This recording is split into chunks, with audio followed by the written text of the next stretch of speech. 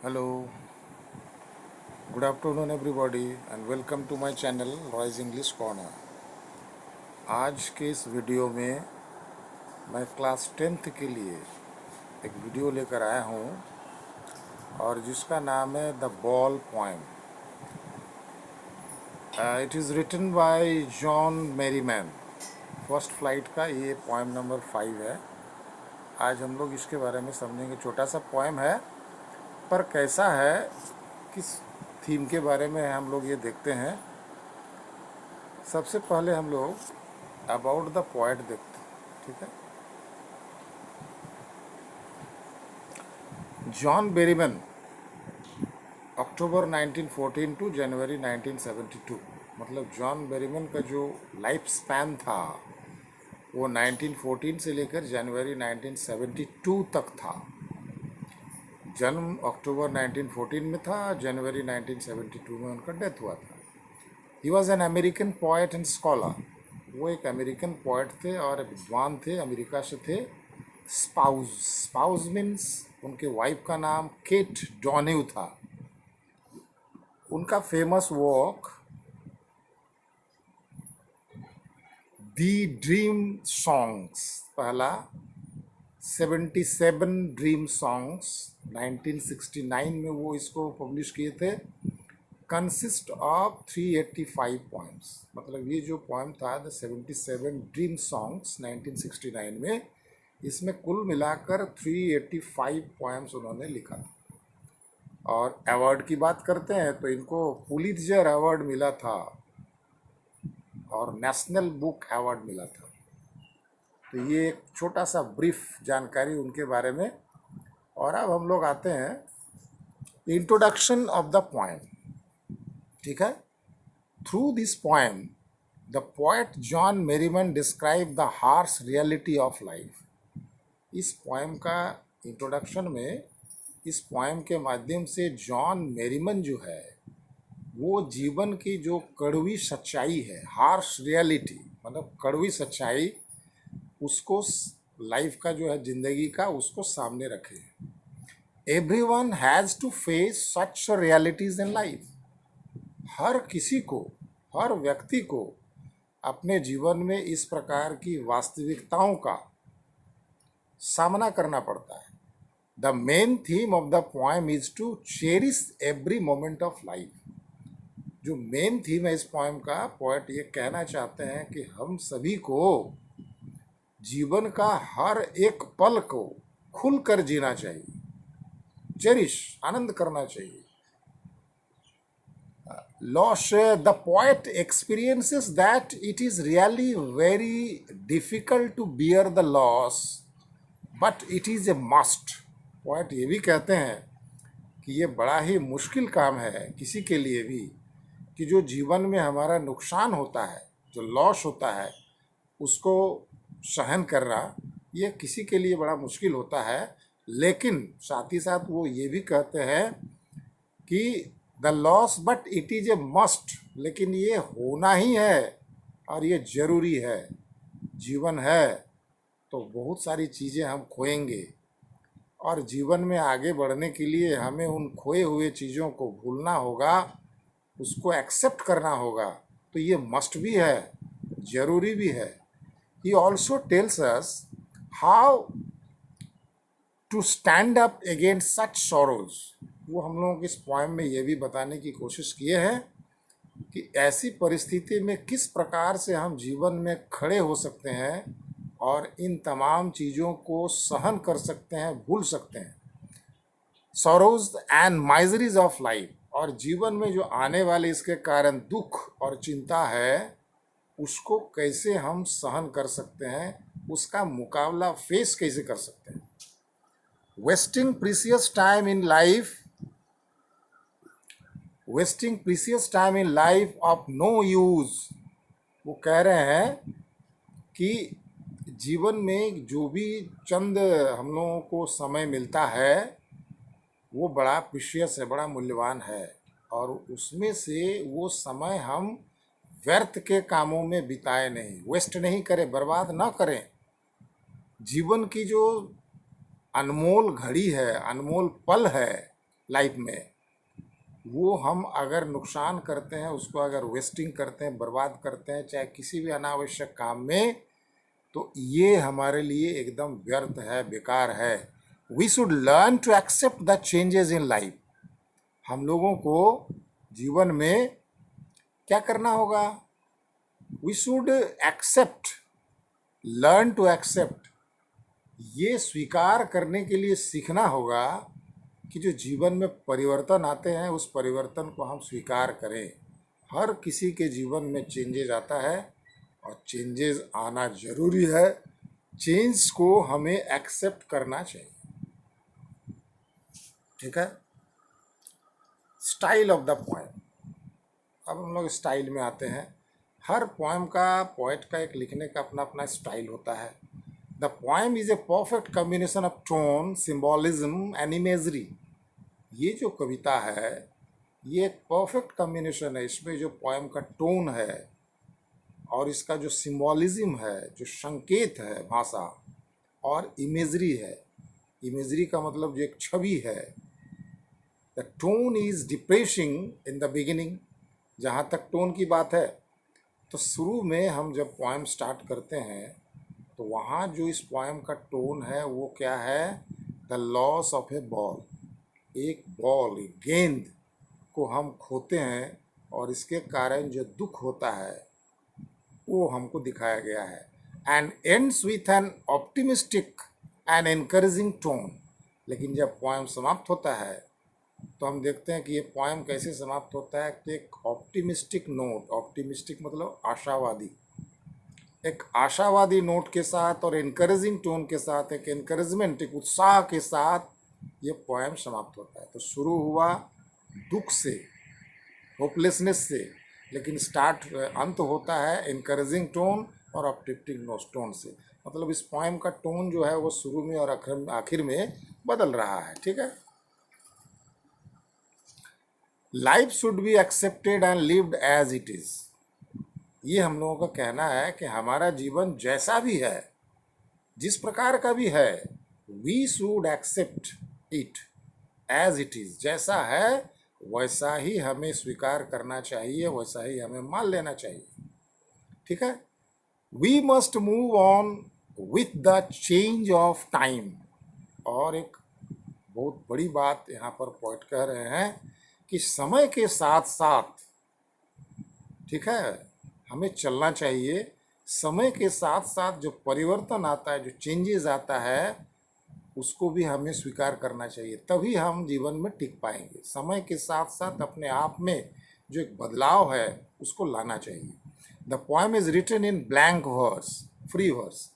ये blank verse और free verse क्या होता है? तो ब्लैंक वर्स का मतलब है कि आप इस पोएम को जब देखोगे, पढ़ोगे, तो इसमें कोई राइम स्कीम जो है वो रेगुलरली ना मिलने वाला है। पहला वाला कुछ और है, दूसरा वाला कुछ और, तीसरा वाला कुछ और। मतलब राइमिंग पैटर्न जो है वो इस पोएम में आपको नहीं मिलेगा।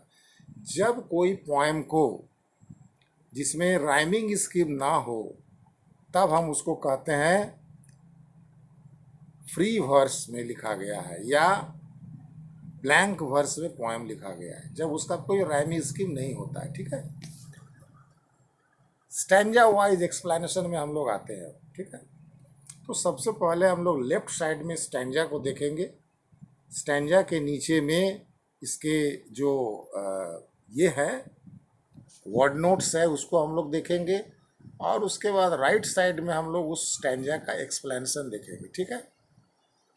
तो ये जो आप देख रहे हो,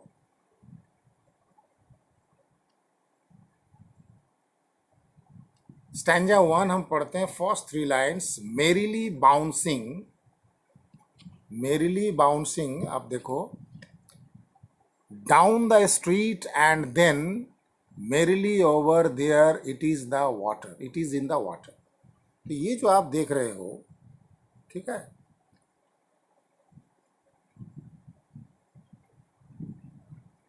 merrily bouncing, merrily yellow colour में आपको दिए हैं, बाउंसिंग दूसरे कलर में दिया गया है।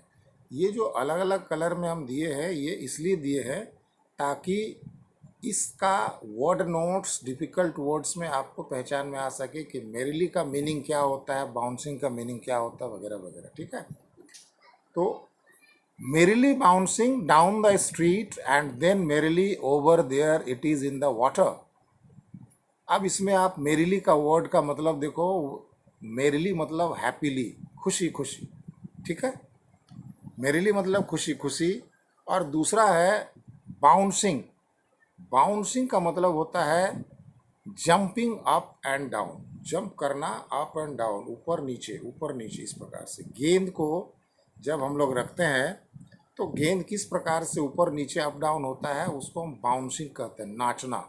ठीक है, अब हम लोग आते हैं इधर, इसका एक्सप्लेनेशन को समझते हैं। ये जो फर्स्ट 3 लाइन्स, इसका मतलब है boy is playing with A ball and losses the his ball. एक बच्चा, एक लड़का अपने गेंद के साथ खेल रहा है और अचानक वो गेंद जो है क्या हो जाता है, खो जाता है। ठीक है, the poet sees all this and a number of questions arise in his mind. ये सारी घटना वो बच्चा देखता है। बॉल वहाँ से गया, धीरे धीरे गुड़ लुढ़क कर गया, आगे जाके गिर गया, खो गया, पानी में गिर गया, ये सारा कुछ वो देखता है। और एक बहुत सारे सवाल उसके मन में आते हैं, number of questions rise in his mind. क्या क्या सवाल आते हैं, what should the boy be feeling now. अभी बॉल जब उसका खो गया तो उस बच्चे के मन में किस तरह का एहसास होता है, किस तरह का फीलिंग होता है, क्या सोच रहा है वो। What will the boy do now. दूसरा प्रश्न आता है कि जब बॉल खो ही गया तो अब बच्चा क्या करेगा। He saw the ball jumping up and down happily down the streets। यहाँ पर वो बच्चा देख रहा है कि बॉल उसके हाथ से जब छूटा तो वो जंप करते हुए, अप एंड डाउन मतलब ऊपर नीचे बॉल जैसे जाता है, जंप करते हुए स्ट्रीट के ऊपर से चला जा रहा है। हैप्पीली, हैप्पीली शब्द क्यों यूज़ किए, देखो हैप्पीली मतलब खुश होना, और हम जब खुश होते हैं तो हमारा शरीर जो है वो जंप करता है, डांस करता है, शरीर का मूवमेंट होता है। ठीक है, अब बॉल भी जब जा रहा था तो जंपिंग करते हुए जा रहा था, मतलब up and down up and down. ये जो मूवमेंट है उसका अप एंड डाउन का, इस मूवमेंट को यहाँ पोएट डिस्क्राइब कर रहे हैं कि हैप्पीली, जैसे मानो बॉल खुशी खुशी वहाँ से जा रहा था। वह बच्चा सब कुछ देख रहा है, the ball fell into the water and lost forever. और देखा उस बच्चे ने ये बॉल जाकर पानी में गिर जाता है और हमेशा के लिए ये बॉल उसका खो जाता है। तो that's all about the stanza 1। ठीक है, अब हम लोग स्टैंजा 2 में आते हैं। अब स्टैंजा 2 में देखो, इधर में स्टैंजा 2 है, we use to say O there are other balls an ultimate shaking grief fixes the ball as he stands rigid, trembling, staring down all his young days into the harbor where his ball went। अब इसका explanation हम लोग देखेंगे। उसके पहले इसमें जो colourful word आप देख रहे हो, अल्टीमेट, शैकिंग, ग्रीफ, इसके बाद staring, young days, harbour, where, इन सारे वर्ड नोट्स का पहले वर्ड नोट्स हम लोग लेफ्ट साइड में नीचे समझ लेते हैं, तब जाके इसको हमको समझ में आएगा एक्सप्लेनेशन बढ़िया से। तो अल्टीमेट का मतलब होता है फाइनल, अंतिम। शैकिंग का मतलब होता है ट्रेमलिंग, कांपते हुए। ग्रीफ का मतलब होता है सौरो, दुख। स्टेयरिंग का मतलब होता है लुकिंग फिक्सडली, मतलब स्टेयरिंग का मतलब होता है एक टक किसी चीज़ को देखना, steering. Young days, young days के यहाँ कह रहे हैं किसको, चाइल्डहुड डेज को, यानी बचपन के दिनों को यंग डेज कह रहे हैं। ये एक्सप्रेशन है और इसका मीनिंग को आपको समझना होगा। हार्बर, हार्बर का मतलब होता है place where ships anchor. Harbour हम लोग बंदरगाह को कहते हैं जहाँ पर बड़ी बड़ी जहाज जो है आकर रुकते हैं, उसको हम लोग कहते हैं हार्बर या पोर्ट। ठीक है, तो ये इसका कुछ वर्ड नोट्स था। अब हम लोग इसका एक्सप्लेनेशन में आते हैं। ठीक है, It is useless to console the boy by saying that he will get another ball in place of the lost one. यहाँ पर पोइट का कहना है कि बच्चा, इसके पहले हम लोग देखिए कि बच्चा बॉल को खो दिया। अब बच्चा जब बॉल को खो दिया तो बच्चा जो बॉल को खोया, अब इस बच्चे को एक बॉल चाहिए, तो क्या इस बच्चे को एक नया बॉल हम दें? ये कहना या बच्चों को ये सांत्वना देना कि he will get another ball, तुम्हें दूसरा बॉल मिल जाएगा, पोएट कह रहे ये बेकार है। क्योंकि हम जिस चीज़ को खोते हैं वो चीज़ हमसे जुड़ा हुआ होता है, हम उसके साथ एक अटैच्ड होते हैं, ठीक है, और उसके प्रति हमारी एक ममता हो जाती है।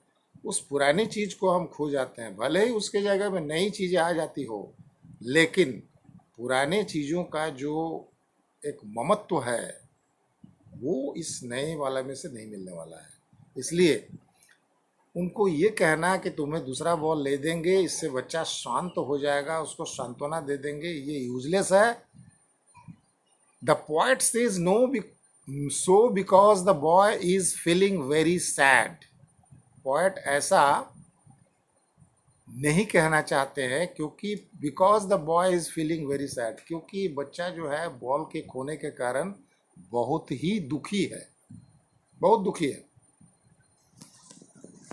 और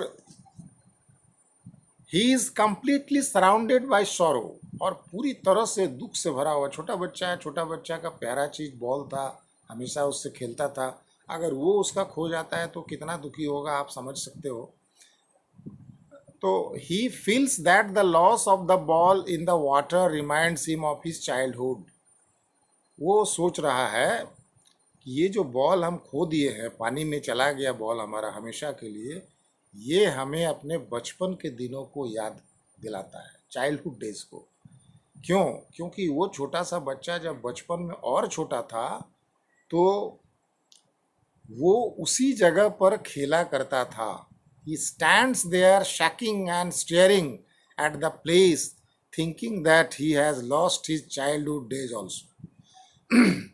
बचपन में छोटे बॉल से खेल रहे थे, जहाँ पर गेंद उसकी पानी में गिर गई थी और खो गया था, उस जगह को वो बच्चा चुपचाप खड़ा होकर एक टक देख रहा है कि जहाँ बॉल उसका गिर गया हमेशा के लिए, और वो देखते देखते वो सोच रहा है कि he has lost his childhood days also, कि हमने सिर्फ अपना बॉल ही नहीं खोया, हमने अपना बचपन भी यहाँ खो दिया। इस प्रकार का ये एक्सप्रेशन और एक्सप्लेनेशन हम लोग इस में पढ़े, और आज इस पार्ट में हम लोग यही तक पढ़ने वाले हैं। इसका रिमेनिंग पार्ट हम लोग पार्ट 2 में फिनिश करने वाले हैं, ठीक है। हम समझते हैं कि आप लोगों को बहुत बढ़िया से ये समझ में आ गया होगा, वर्ड नोट्स और एक्सप्लेनेशंस, और इसका जो इंट्रोडक्शन था पोएट्स के बारे में था।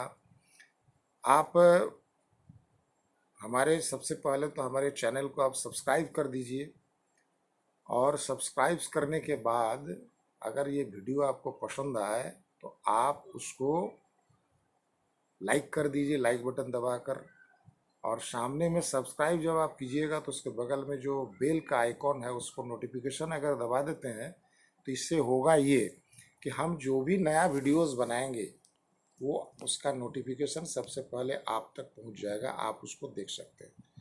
आपके क्लास 10th का कोर्स के सारे मटेरियल्स को हम अपलोड करने वाले हैं चैनल में, आप विज़िट करके क्लास 10th का CBSE का सारे चीज़ आप देख सकते हैं। डिस्क्रिप्शन में भी आपका लिंक दिया हुआ है, वहाँ भी विजिट करके आप पुराने वीडियोस को देख सकते हैं। ग्रामर से रिलेटेड बहुत सारा वीडियोस हमने डाला है, उसको आप देख सकते हो। ऊपर आई बटन में भी लिंक दिया हुआ रहेगा, आप वहाँ भी विजिट करके अपने कोर्स के जो वीडियोस है उसको देख सकते हैं। लेकिन रिक्वेस्ट यही है कि सबसे पहले आप चैनल को लाइक कीजिए, चैनल को सब्सक्राइब कीजिए, बेल आइकन को दबाइए, अपने दोस्तों में इस वीडियो को शेयर कीजिए, और लाइक बटन को जरूर दबाइए, क्योंकि आप अगर ये सब करते हैं तो हमें इनकरेजमेंट मिलेगा, मुझे लगेगा कि नहीं आप को ये पसंद आया और आपके लिए और अच्छी अच्छी वीडियोस हमें बनाना चाहिए। और अगर इससे रिलेटेड किसी प्रकार का क्वेश्चन है, क्वेरीज है, तो आप कमेंट बॉक्स में लिख कर अगर हमें भेजेंगे तो हम उसका जवाब आपको जरूर देंगे. Till then, thank you everybody. We will meet soon in our next video. Thank you.